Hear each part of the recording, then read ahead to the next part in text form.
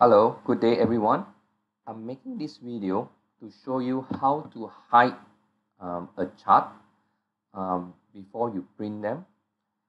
If you are new to my channel, please click on the subscribe button to support me to make more videos to help other people just like you. If this video has helped you, any donations to support this channel are welcome by using the PayPal link in the description. So the first step that you do is click on the chart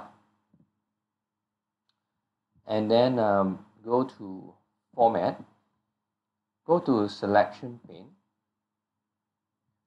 and then you can click on this hide, this eye button to hide your chart.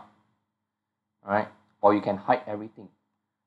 So let's say if I unhide it, I go file, print, you can see there's like 3 charts here, right? Then if I select maybe this chart, it will highlight this as chart 2. Then you can actually click on the eye, right, to hide it. Then when you go to print, right, you can't see the second chart anymore. I hope this video has helped you. Please remember to subscribe or donate if that pleases you. Thank you. Bye bye.